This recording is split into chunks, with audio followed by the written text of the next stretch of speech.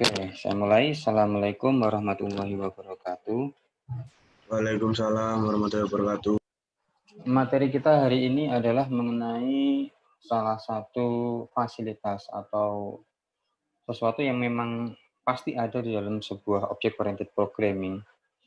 Kalau kita sudah mempelajari materi di e-book sebelumnya, pastinya nggak akan sulit untuk memahami materi hari ini.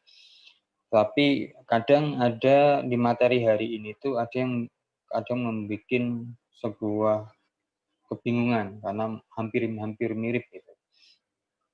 Nanti biar nggak bikin bingung, silakan kalau ada pertanyaan langsung ditanyakan ya. Materi hari ini mengenai keyword, this, dan self. Kemudian default method, parameter, yang kemarin sudah saya bahas di kelas yang lain, tapi di kelas pagi saya belum bahas. Coba saya bahas di kelas pagi. Kemudian kita akan bahas visibility. Visibility ini di dalam object oriented itu memegang peran penting. Karena faktor keamanan dari coding kita itu salah satunya ditentukan oleh visibility. Di pertemuan pertama kita sudah pernah nyinggung apa itu visibility. Kemudian hari ini coba kita akan bahas lebih dalam bagaimana implementasinya.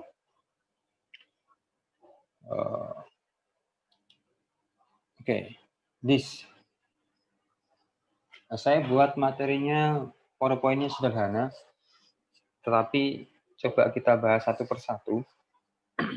Kemudian nanti kita akan implementasikan ke dalam sebuah script menggunakan eval ya, bagaimana implementasinya.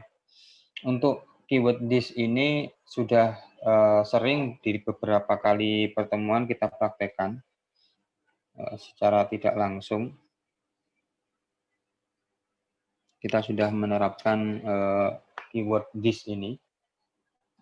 Keyword this itu sering kita pakai, kemudian gunanya adalah untuk memanggil properti itu variabel, dari dalam kelas itu sendiri.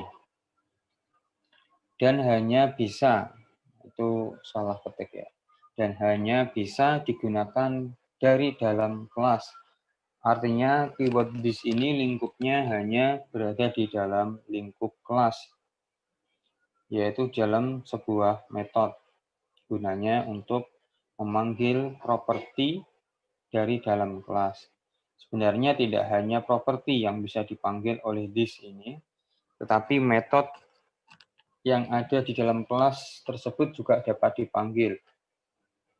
Kayak kemarin, misalkan kita menghitung volume sebuah bangun, kita di dalam metode volume kita dapat memanggil metode luas.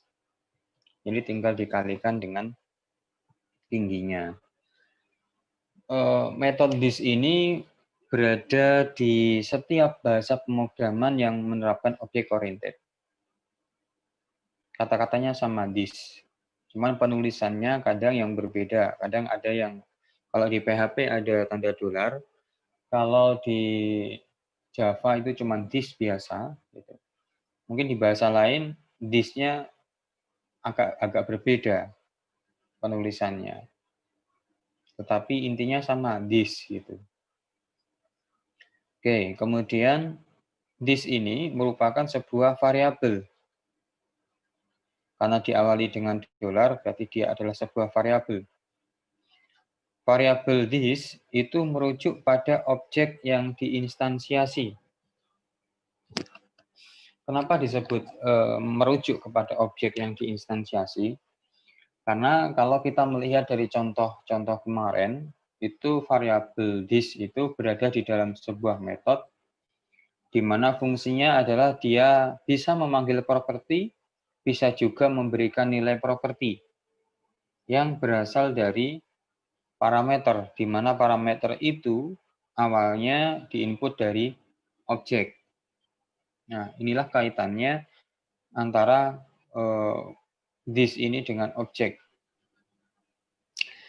Keyword this merujuk pada satu objek dan tidak tercampur dengan objek yang lain. Artinya, kalau kita sudah mendefinisikan this ini di dalam sebuah metode, di sana ada 1, 2, 3, 4 objek yang menggunakannya, dia tidak akan terpengaruh karena dia hanya sebagai variabel perantara. Apa yang diinput objek, ya dia akan menjadi lalu lintasnya. Tidak this ini tidak dimiliki oleh satu objek, sedangkan objek yang lain tidak boleh memakai, tidak seperti itu. Ya, this hanya sebagai perantara di mana dia akan menjadi variabel sementara untuk mengimplementasikan apa yang diinput oleh objek. Keyword this bersifat read only, artinya dia tidak bisa diisi. Dia hanya bisa dibaca. Gitu. Dari materi this yang singkat ini kira-kira ada pertanyaan? Atau kita coba implementasikan. Saya kasih contoh singkat ya untuk this. Saya stop screen dulu.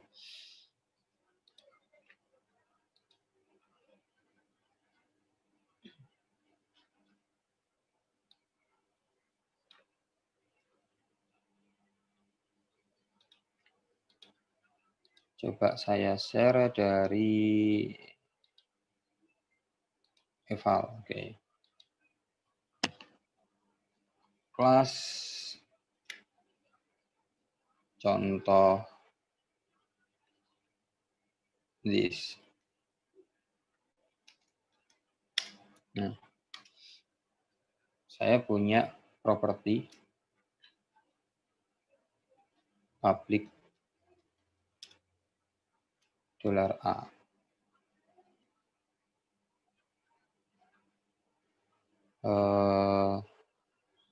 Screen share-nya kelihatan? Belum, Pak. Belum ya, nutup ya? Belum, Pak. Sekarang kelihatan, oke? Sudah, Pak. Oke, oke. Sudah, Pak. Sudah, Pak. Oke.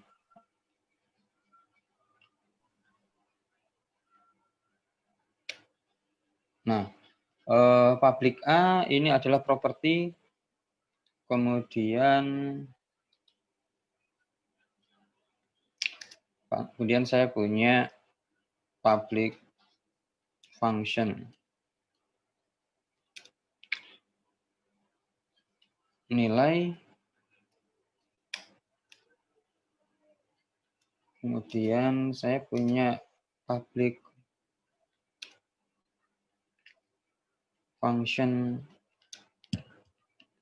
cetak.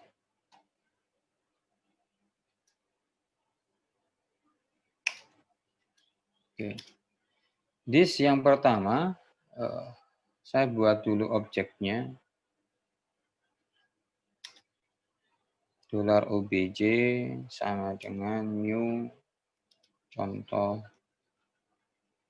this. Oke.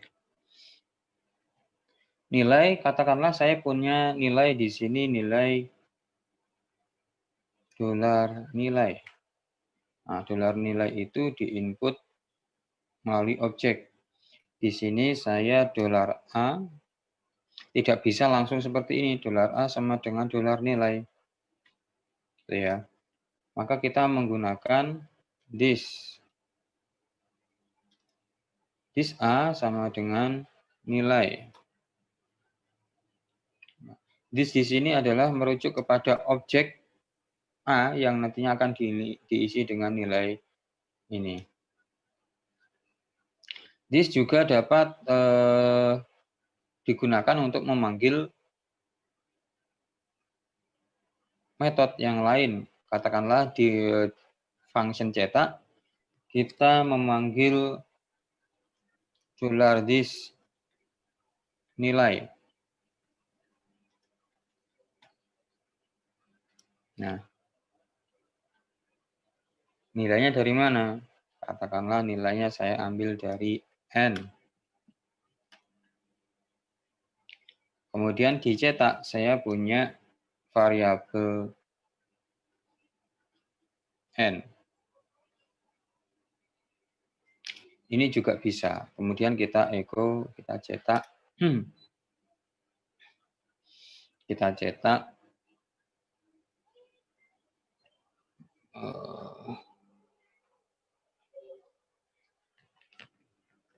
ada masalah ya? Oke. Laptop saya bermasalah sebentar. Koneksinya putus nyambung.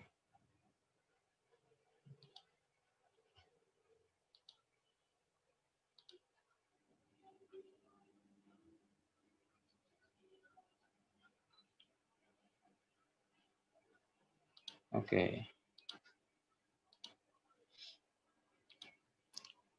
Sudah kelihatan ya. This nilai $n. Ini saya cetak this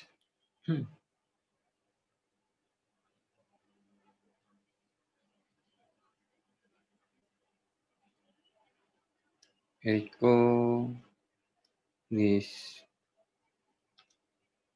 A.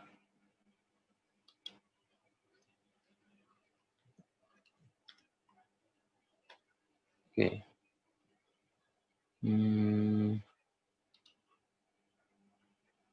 Oh ya. Jangan lupa nulis NIM ya di kolom chat ya. Oke, ini contohnya. Kalau yang atas adalah kita mengakses properti dari dalam kelas menggunakan this. Kalau yang bawah kita memanggil metode dari dalam kelas. Coba kita jalankan. Kalau seperti ini belum ada efeknya sebelum kita panggil salah satu. Oke, kita panggil salah satu contoh, kita akan hanya memanggil nilai. Berarti kita panggil $obj nilai. Kemudian kita kasih nilai. Nilainya misalkan 5. Nah, kemudian secara manual kita panggil $obj echo $obj, kita panggil properti A.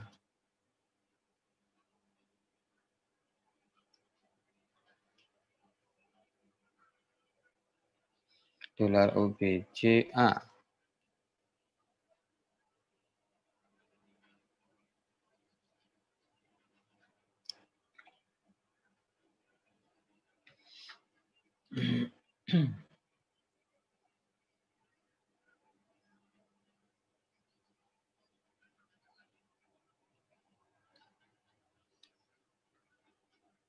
Aduh, semoga nggak hilang ya.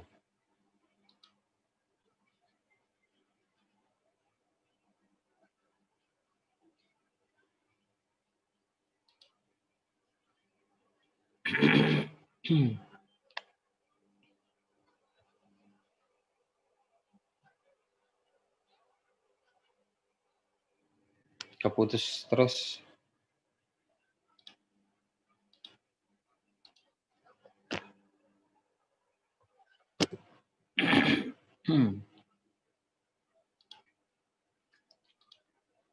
Semoga nggak hilang. Oke, nggak hilang. Sip. Kalau kita jalankan, di sana muncul nilainya adalah 5 di bawah. Kelihatan? Waduh, tambah nggak kelihatan. Oke, nah ini. Di bawah itu kelihatan angka 5 outputnya ya. Berarti kalau kita manggil nilai 5, kemudian kita panggil objeknya sudah masuk nilainya. Sekarang kita coba cara kedua, yaitu kita panggil bukan nilai, tapi yang kita panggil adalah cetak. Cetak, kemudian kita isi nilai, nanti dimasukkan ke nilai, nilainya baru masuk ke A, baru kita panggil objek A-nya. tanpa dipanggil objek A, harusnya ketika kita panggil objek cetak ini sudah memanggil metode cetak dan di dalamnya sudah ada echo this A. Hasilnya harusnya sudah muncul yaitu angka 5. Oke, sama seperti ini. Nah. Oke, dari sini ada pertanyaan dulu.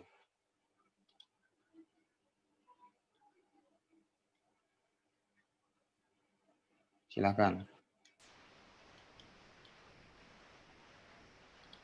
Dari keyword this dulu.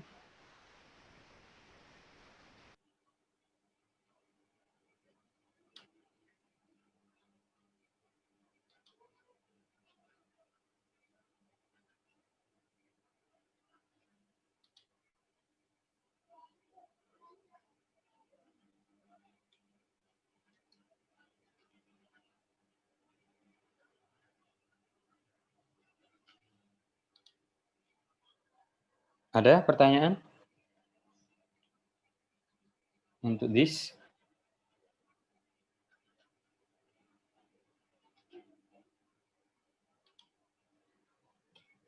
Suara saya masuk? Masuk, Pak. Masuk, Pak. Oke, ada pertanyaan? Ada Masuk, pertanyaan? Pak. Belum? Oke, kita lanjut ke materi berikutnya. Setelah this, ini kita akan belajar mengenai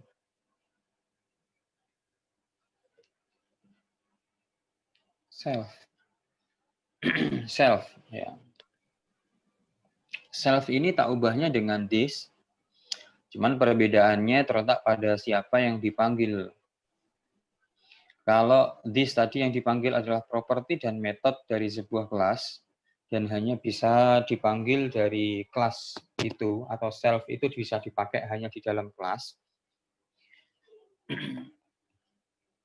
Kalau self ini sama dengan this, ini sama juga digunakan untuk memanggil metode, properti, tetapi yang sifatnya statis atau konstanta.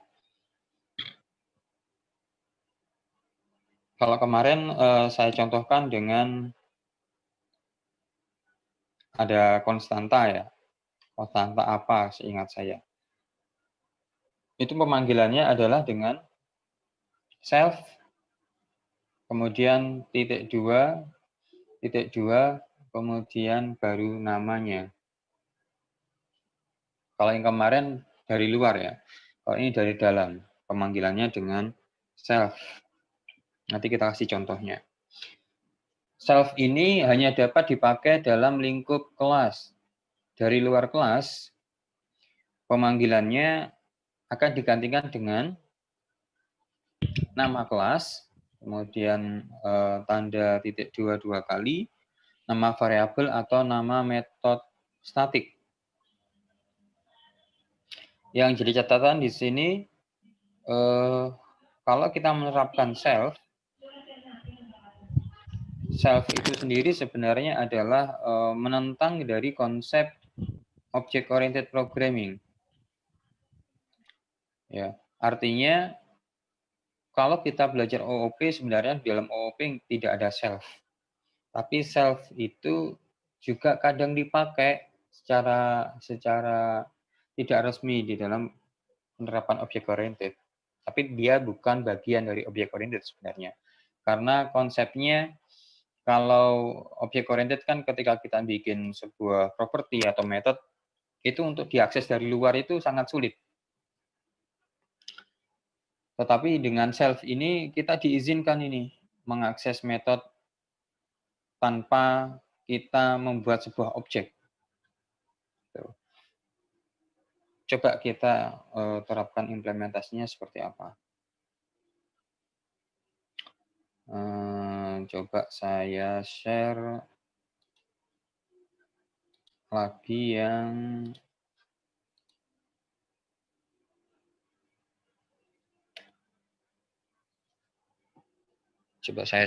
yang ini. Evalnya. Oke, sebentar. Ini terkendala di koneksi komputer.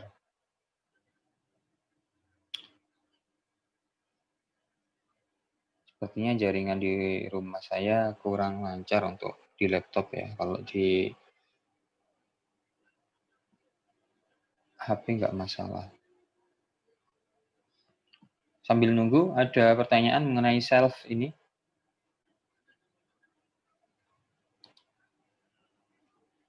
Silahkan, kalau ada pertanyaan yang berkaitan dengan self.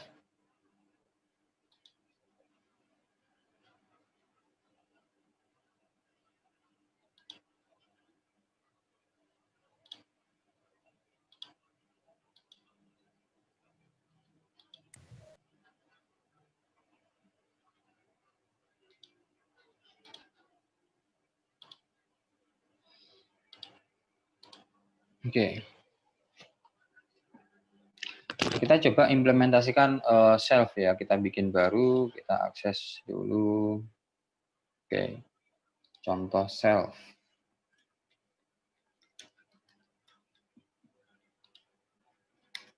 Saya buat kelas yang baru, kelas namanya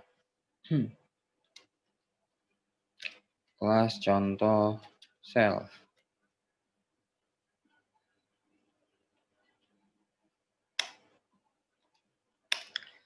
Yang bisa dipanggil oleh self ini adalah konstanta atau variabel statik. Katakanlah saya punya konstanta, namanya adalah C1. Saya isi dengan contoh. Nah, ini konstanta pertama. Kemudian cara pemanggilan, kalau saya punya public function cetak,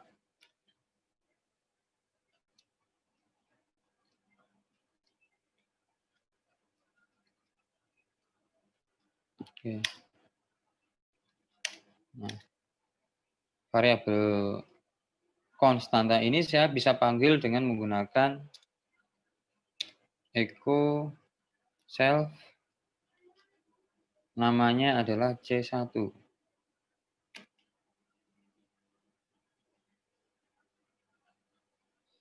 Kemudian dari luar saya panggil, saya buat objeknya dulu, $obj sama dengan new contoh self.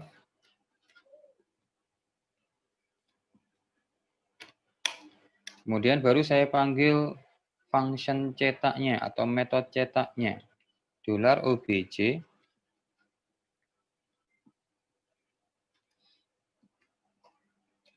$obj cetak. Nah, kita lihat hasilnya.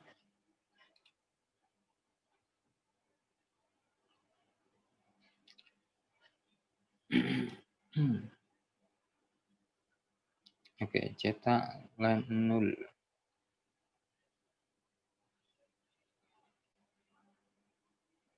Ada yang salah? Undefined variable obj. Oh, ini. Oke.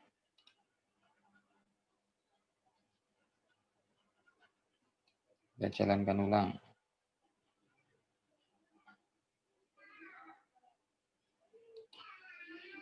Masih muter?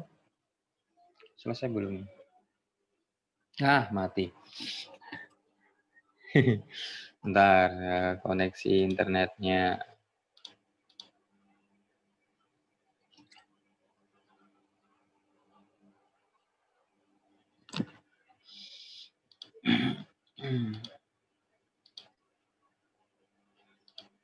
Oke, semoga nggak hilang. Oke, tidak hilang. Nah, keluar kan ya. Dilihat di tampilan layarnya. Di situ Saya membuat sebuah konstanta C1, saya isi dengan contoh, kemudian saya buat sebuah metode namanya cetak, di sana ada echo self C1. Nah, dari sana kemudian saya panggil sebuah objek, saya buat objek, kemudian saya panggil metode cetak, hasilnya keluar. Nah, tetapi ketika saya tanpa menggunakan sebuah kelas objek, saya langsung echo di sini.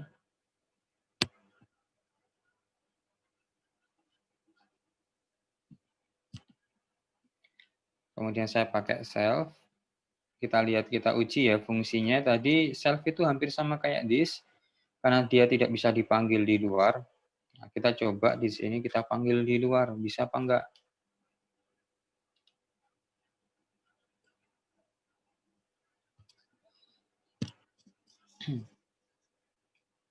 Secara teorinya enggak bisa.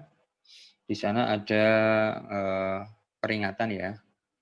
Ini di luar dari scope kelas, sehingga tidak bisa dipanggil. Manggilnya adalah dengan menggunakan nama kelasnya.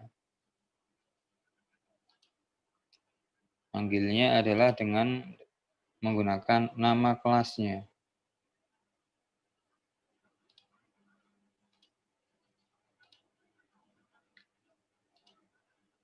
Oke.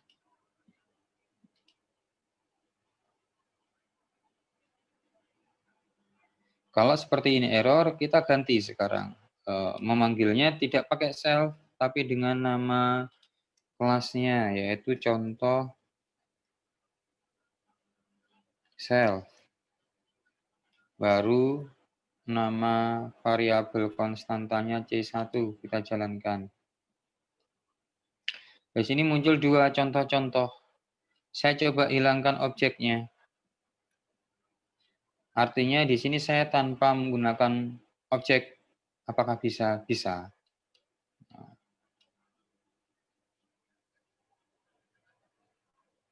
Itu. Ini contoh penjelasannya dari self. Ada pertanyaan? Silakan.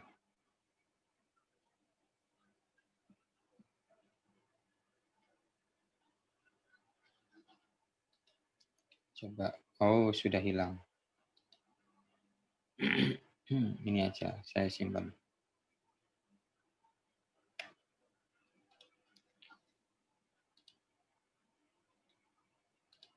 Oke. Ada pertanyaan? Silakan.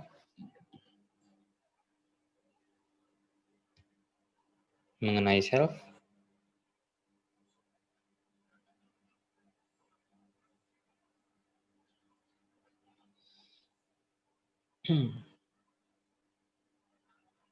Ada 16 yang bergabung.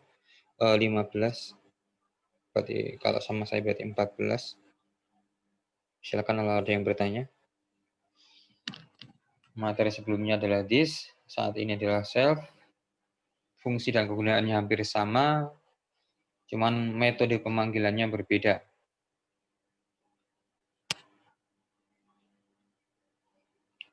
Silakan yang kurang jelas bagian mana. Sebelum kita lanjut di materi berikutnya.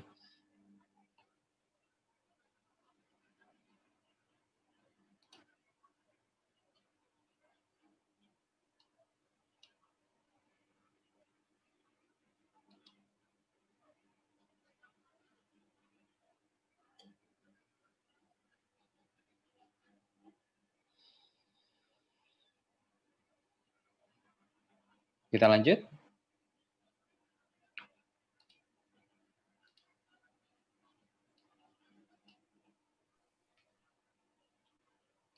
Lanjut, Pak. Oke, coba saya lanjutkan untuk materi berikutnya. Poin berikutnya selain self adalah default parameter method.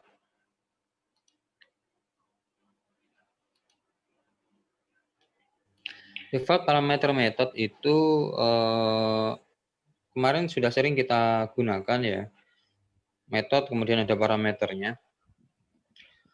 Di sini saya akan menyebutkan sebuah default parameter di dalam sebuah metode. Di sana nanti akan ada parameter default, ada parameter mandatory. Parameter mandatory adalah parameter yang wajib diisi nilainya. Oke. Kemudian parameter mandatory diletakkan di paling depan dari default parameter. Kemudian nama parameter spesifik memberikan informasi mengenai isi. Contoh di bawah merupakan bukan contoh yang baik karena nama parameter tidak spesifik ya mengenai isinya. Jadi contoh kalau mengenai panjang ya nama parameternya dolar panjang. Lebar ya dolar lebar. Kalau seperti punya saya ini, param 1, param 2, param 3, param 4, kita akan bingung ini param 1 itu isinya untuk apa, param 2 isinya untuk apa. Itu membingungkan. Sisi baiknya orang lain tidak mudah untuk paham apa proses di dalam kelas kita. Sisi buruknya kadang kita sendiri yang akan lupa. Gitu. Parameter 1 itu untuk apa, parameter 2 itu untuk apa. Nah, di bawah itu ada script yaitu contoh kelas mandatory. Di sana ada public static function. Default value.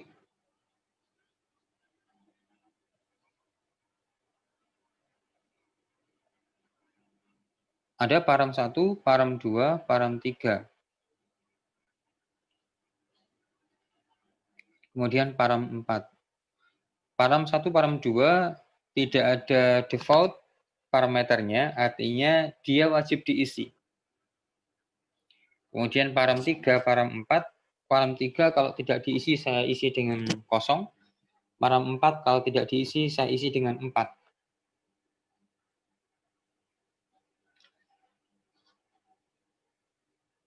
Contoh di bawah itu ada pemanggilan objek. Di sana ada $A, default value, param 1, param 2, 5. Nah, kalau kasusnya seperti ini, nanti yang diisi itu berarti cuma 3 parameter. Ya. Kalau seperti itu, maka yang diisi cuma 3 parameter.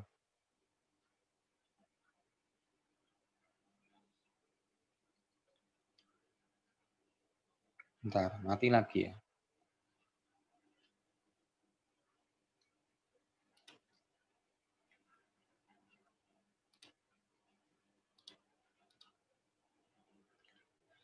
Seperti tadi yang diisi hanya 3 parameter, berarti parameter keempat akan diabaikan.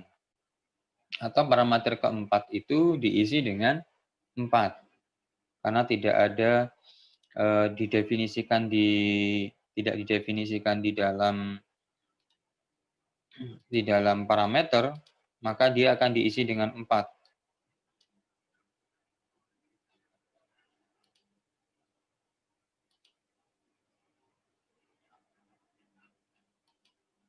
Oke. Parameter 4 otomatis akan diisi ya dengan nilai 4. Sedangkan 5 ini akan merujuk kepada parameter 3. Param 2 ini masuk ke param 2, param 1 masuk ke param 1. Kalaupun misalkan cuman yang diperbolehkan adalah boleh untuk pemanggilan default value ini cuman ada 2 parameter, yaitu param 1, param 2. Maksimal 4 parameter, tapi minimal 2. Karena di sini yang memiliki nilai default cuman ada 2, lainnya adalah mandatory. Artinya 2 ini harus diisi. Kalau diisi 1 pasti error. Ya. Diisi 2 aman, diisi 3 aman, diisi 4 aman. Itu untuk default parameter. Silakan, ada pertanyaan? Itu mau tanya Pak. Silakan. Yang barusan yang kalau diisi 1 error itu nggak boleh itu ya Pak? Tidak boleh karena apa? Di sini kita lihat 2 memiliki dia mandatori, artinya harus diisi. Harus diisi. Dan ini tidak bisa ditukar, gitu ya. Kalau diisi parameternya cuma 1 di bawah misalkan, sedangkan yang ini enggak ada, itu akan muncul error, kekurangan parameter tidak sesuai. Kalau diisi 2 aman. Nah, pertanyaannya, bolehkah semua parameter itu bersifat default? Artinya kita sudah isi dari awal. Kalau tidak diisi, maka isinya ini. Kalau tidak diisi, maka isinya ini. Boleh. Tapi itu nilainya tidak bisa ditukar juga. Artinya kalau diisi 1, maka dia hanya akan mengisi variabel pertama. Kalau diisi 2, dia ngisi variabel pertama sama variabel kedua. Kalau diisi 3, baru dia ngisi 1, 2, 3. Diisi 4, baru ngisi 1, 2, 3, 4. Gitu. Kita nggak bisa mengisi yang terakhir, nggak bisa. Pasti dia mulainya dari yang pertama. Gitu kira-kira. Yang lain? Silakan.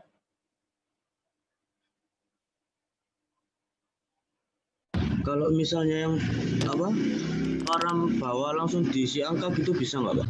Bisa. Yang bawah itu kan sebenarnya cuman ini aja, cuman input aja. Mau diisi string boleh, mau diisi angka juga boleh. Gitu. Yang atas itu juga fleksibel. Terserah apa yang diinput, dia yang akan diproses. Gitu. Artinya kalau masalah parameter mau diisi angka, mau diisi string, boleh-boleh saja. Silahkan.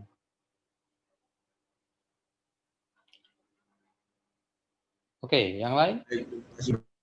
Yuk, sama-sama.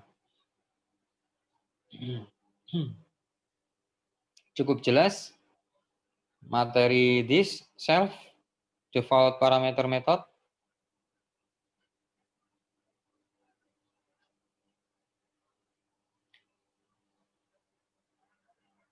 Nanti kalau masih belum paham juga, boleh dibaca lagi untuk e-booknya atau membaca materi dari saya ini, yang singkat ini, atau bisa mendengarkan live YouTube-nya saya. Nanti saya share. Silakan didengarkan ulang kalau memang ada yang belum paham. Pak Amril tanya di kolom chat, Pak. Oke, tanya di kolom chat. Saya buka chat dulu.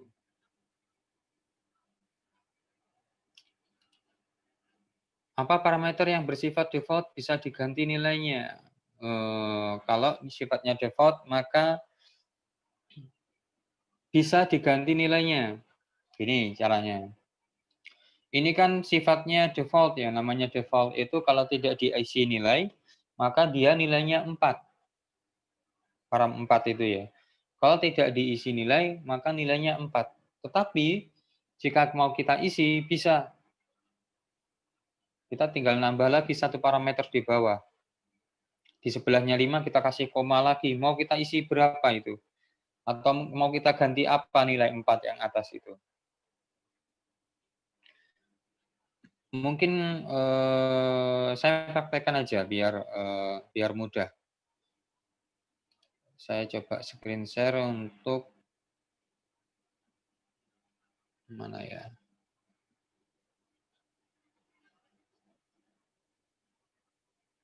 Oke, saya buka dulu. Bentar. Saya buka dulu eval. Eval sudah buka. Oke. Saya buat contoh lagi. Kelas dev.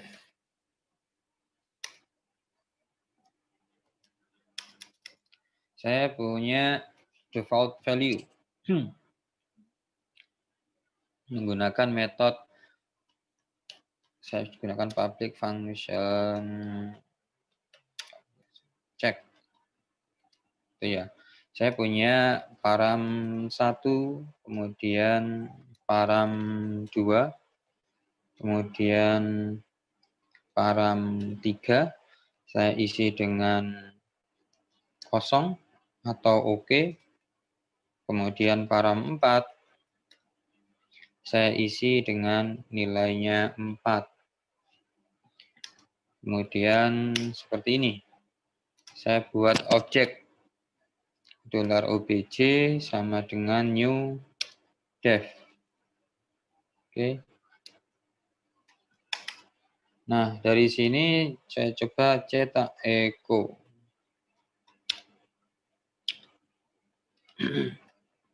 Echo yang saya cetak adalah param 1. Saya cetak, saya pisahkan dengan ini sama dengan titik $param 2. Sebentar, ada kendala koneksi.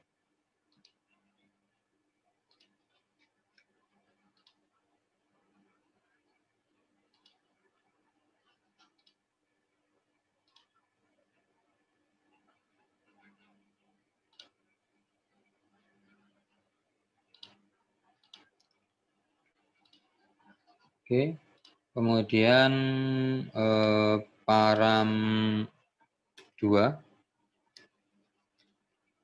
saya gabung lagi dengan param 3,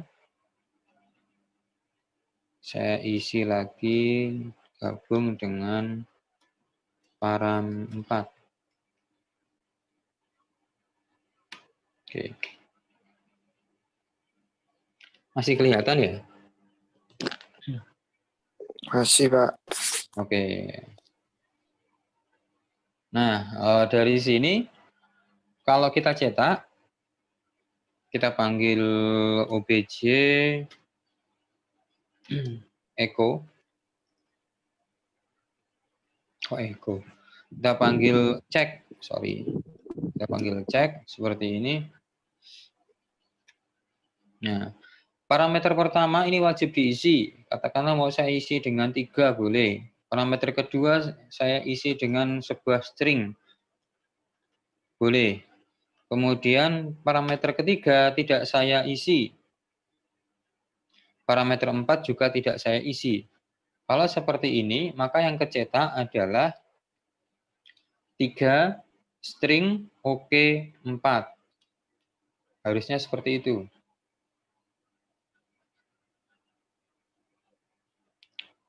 Harusnya outputnya ketutupan lagi.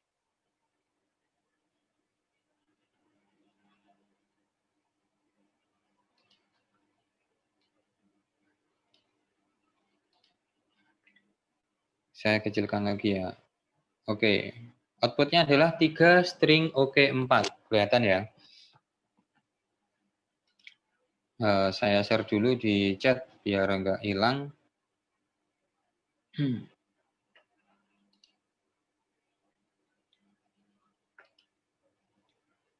Oke. Bentar, saya cek juga di sini.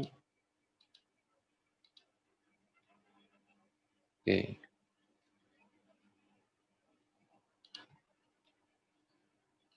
Oke, di chat sudah saya share untuk linknya. Nah, dari sini misalkan kita ingin merubah parameter ketiga, boleh. Parameter ketiga yang oke itu saya ganti dengan echo. Saya jalankan. Nah, oke itu sudah saya rubah jadi echo. Yang 4 tetap. Kalau kita ingin merubah parameter keempat, ya kita tambahkan di sini. Saya ganti dengan 7. Oke, sudah berubah. Yang awalnya oke, saya ganti echo. Yang awalnya 4, saya ganti 7. Tetapi tidak bisa kita rubah. Artinya saya ingin maunya di sini, saya ingin 4 itu saya ubah jadi echo. Tidak bisa. Karena kalau diisi 3, maka echo itu akan secara otomatis masuk ke param 3. Dia tidak bisa lempar ke param 4. Itu cukup jelas kira-kira. Berarti tergantung itu Pak ya, apa pemanggilannya Pak ya? Tergantung pemanggilannya. Dia diurutkan dari yang pertama.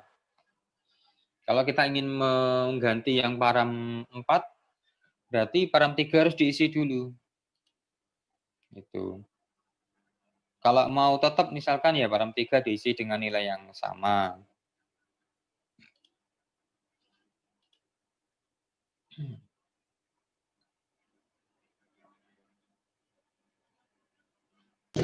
Kalau misalnya yang param 3 itu diganti angka bisa nggak Pak? Soalnya kan yang di situ kan string gitu.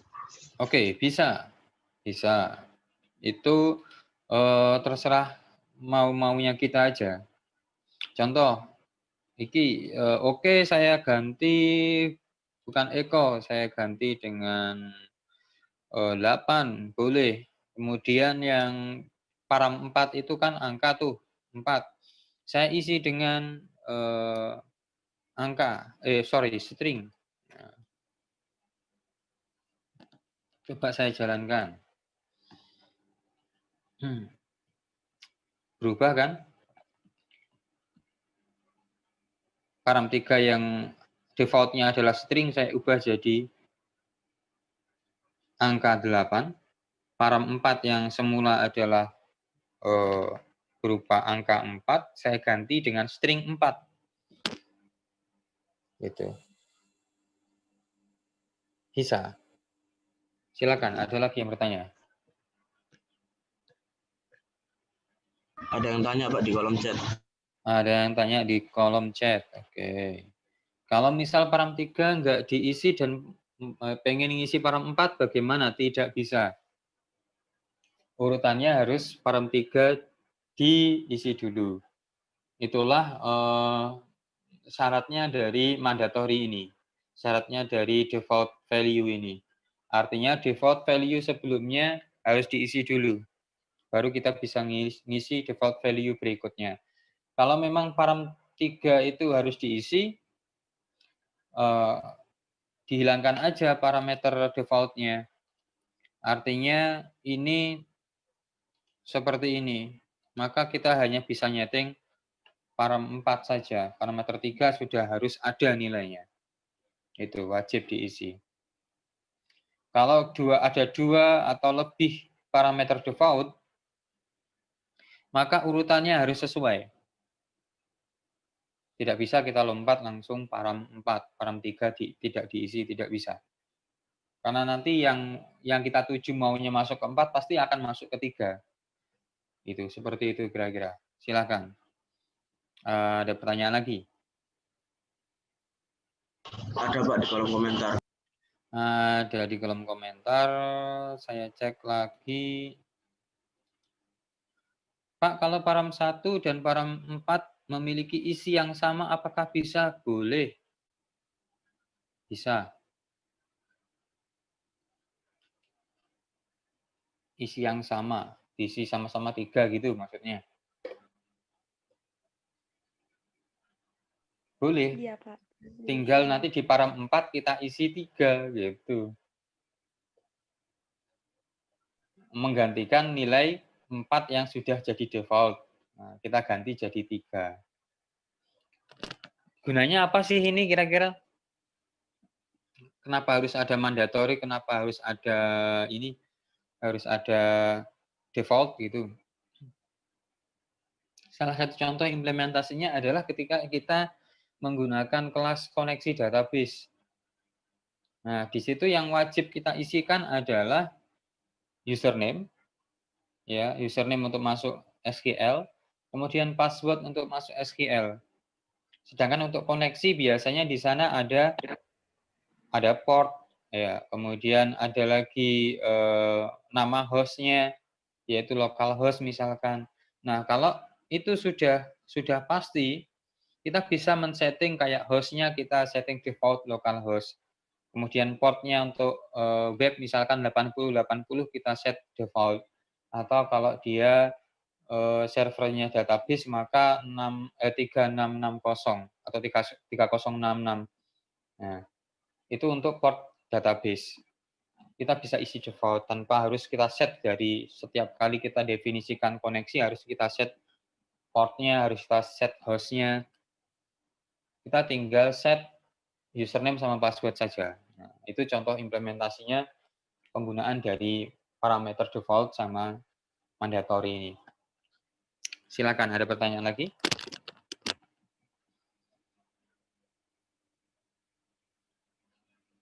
Belum ada? Belum, Pak. Oke. Saya lanjutkan materi selanjutnya mengenai visibility. Sekaligus materi terakhir hari ini. Visibility adalah salah satu fitur penting yang ada pada object oriented programming. Fitur ini mengatur hak akses terhadap properti maupun metode dari sebuah kelas. Jenis-jenis visibility. Jenis-jenis visibility ada public, ada private, ada protected, ada default. Saya jelaskan secara singkat satu-satu. Kalau public, visibility public itu menandakan bahwa objek atau properti yang memiliki visibility public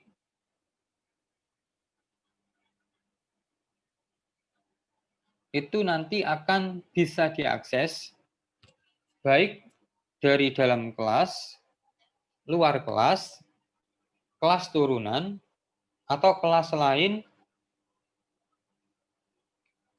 yang menerapkan kelas itu. Itu nanti akan ada yang namanya namespace, ya. Siapa saja yang menerapkan namespace itu akan dapat menggunakan parameter dan metode tersebut. Itu kalau sifatnya berupa public. Kalau sifatnya berupa private, maka kelas atau metode itu hanya bisa diakses dari dalam kelas itu sendiri. Kalau saya tadi punya kelas dev misalkan, kalau ada parameter di dalamnya, saya hanya bisa memakai parameter itu di dalam kelas dev saja. Sedangkan kelas yang lain tidak akan bisa. Objek pun tidak akan boleh memanggil secara langsung gitu. Itu kalau kita menggunakan private. Kemudian ada lagi visibility yang sifatnya protected. Nah, protected tersebut mengindikasikan bahwa visibility tersebut diproteksi. Apa artinya diproteksi? Berarti ada pembatasan. Kalau kelas itu sendiri jelas boleh mengakses. Tetapi pembatasannya kepada siapa? Kepada kelas-kelas yang mewarisi kelas tersebut. Atau seperti yang tadi, namespace. Itu boleh mengakses. Tetapi dari luar kelas, dari objek misalkan, dia tidak akan boleh mengakses. Nanti kita implementasikan contohnya setelah ini. Kemudian default. Default itu adalah tipe data atau tipe visibility yang secara default akan mengarah ke public. Ini sama halnya kalau tadi kita bikin parameter default. Ya. Visibility default, dia akan mengarah ke public. Dari sini dulu ada pertanyaan? Sebelum coba kita praktekkan.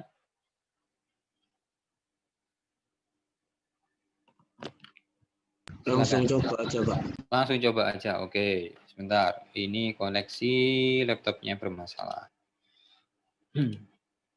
Ini untungnya saya pakai 2 perangkat ini. Untungnya karena laptopnya tidak bisa masuk sound, ya saya jadi soundnya pakai handphone. Nah, kebetulan bermanfaat juga ternyata. Kalau laptopnya bermasalah, handphonenya masih gabung. Kita coba langsung. Di sini saya punya, biar enggak gabung dengan yang lain, saya punya di sini.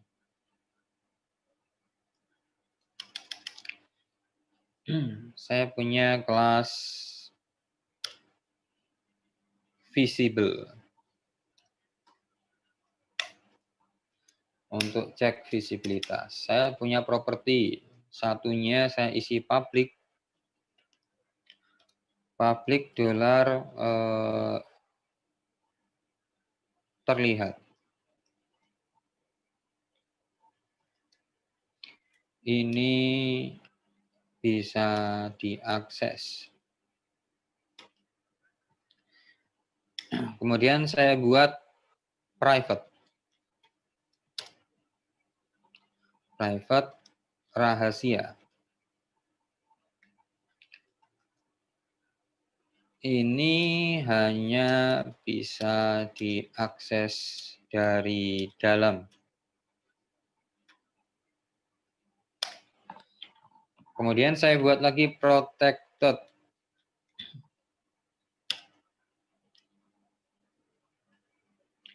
Terbatas. Untuk kalangan terbatas. Ini hanya untuk kalangan terbatas. Default, saya tidak kasih nilainya. Dolar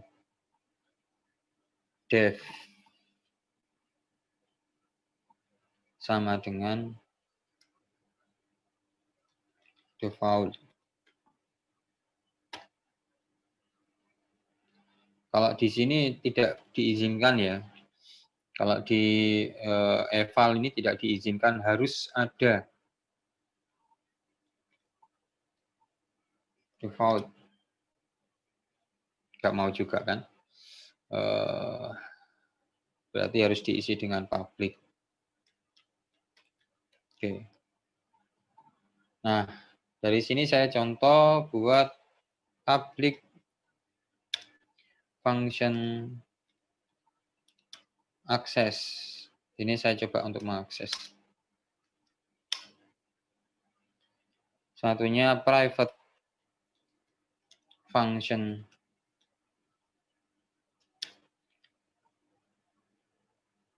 privasi.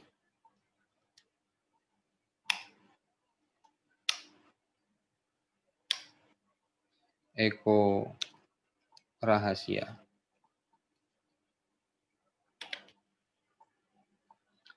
Oke, dari sini saya coba akan praktekkan kegunaan masing-masing. Saya buat objek dulu. OBJ sama dengan new visible.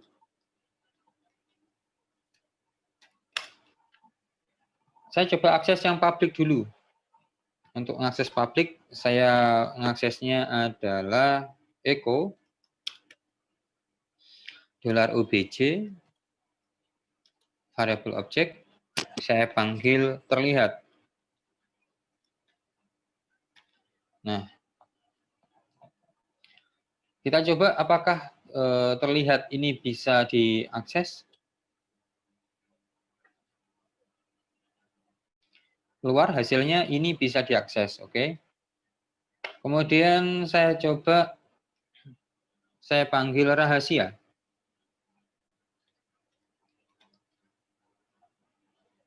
Saya akses.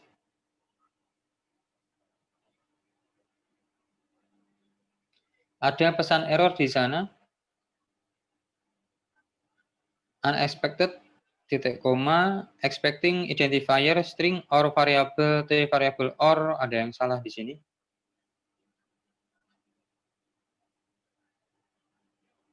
Errornya kayaknya bukan error yang itu. Oh, oke. Online 21. OBJ rahasia sudah benar sebenarnya. Nah, kenapa di muncul error ya? Karena rahasia itu tidak dideteksi sebagai apa-apa. Properti juga tidak, itu. Variabel juga tidak, metode juga tidak. Maka dia dianggap variabel ilegal atau sesuatu yang tidak dikenali. Maka di sana muncul error seperti itu. Nah, itu kalau yang sifatnya private. Kita coba yang sifatnya protected. Protected itu terbatas. Nah, kita panggil yang terbatas. Terbatas. Kita jalankan. Yang terbatas juga sama. Ya, di sini peringatannya adalah cannot access protected property. Visible terbatas. Tidak bisa diakses. Tuh. Kalau saya panggil lagi, kembalikan ke dev. Saya panggil dev di sini. Karena dia sifatnya adalah public, harusnya keluar muncul default ya seperti ini, benar. Oke, dari sini dulu. Cukup jelas?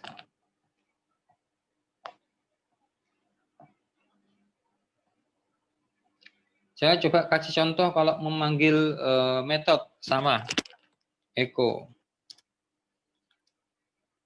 metode tampil. Saya tinggal panggil di sini obj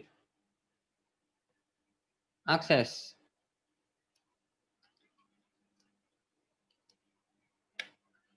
Nah, keluar di sini metode tampil. Ya. Nah. Tetapi jika ini saya rubah privasi, akan muncul error di sini. Nah, errornya adalah private method visible privasi. Nah, di sini tidak bisa diakses karena sifatnya adalah private. Bolehnya gimana? Bolehnya adalah yang private diakses oleh yang public. Di sini saya manggil di ini saya panggil akses. Caranya seperti itu. Sedangkan yang private ini saya panggil dari sini. Nah, manggilnya bisa pakai this privasi. Oke, gini. Baru rahasia itu bisa dipanggil.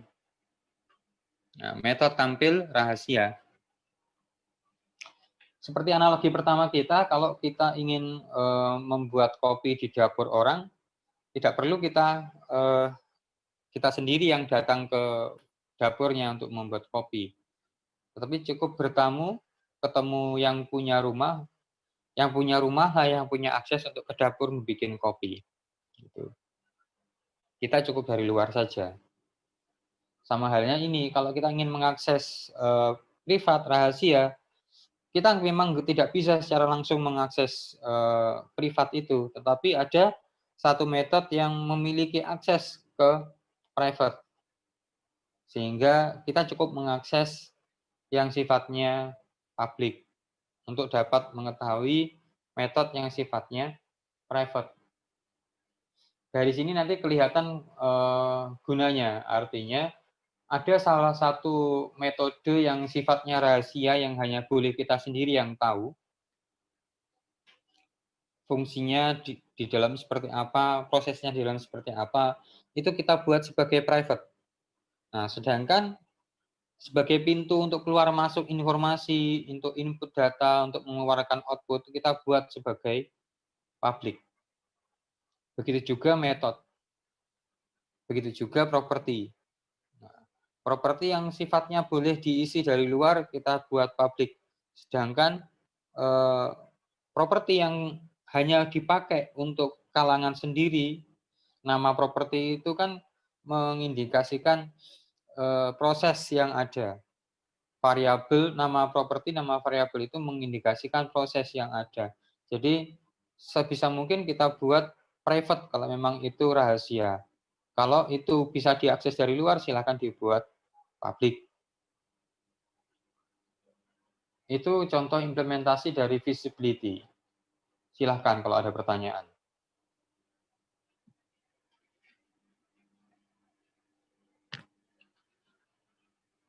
Oke, silakan.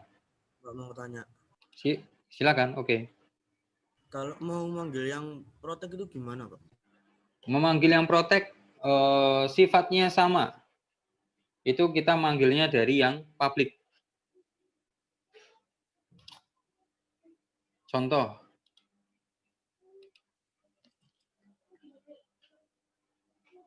Contoh ya, yang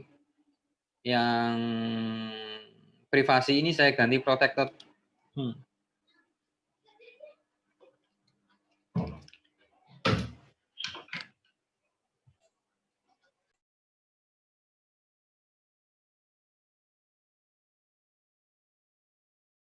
Contoh ya, yang private tadi saya buat protected. Nah, sama pemanggilannya dijalankan juga sama. Prosesnya sama. Oke, ada lagi yang bertanya?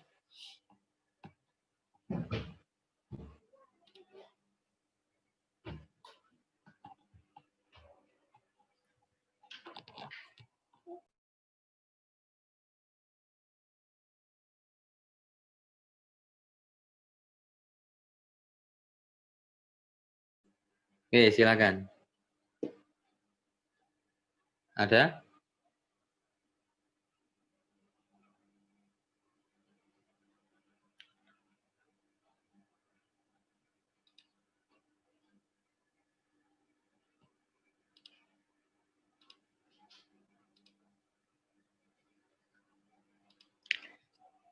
Ini materi terakhir hari ini. Ada this, ada self, kemudian ada method parameter default, kemudian yang terakhir adalah visibility.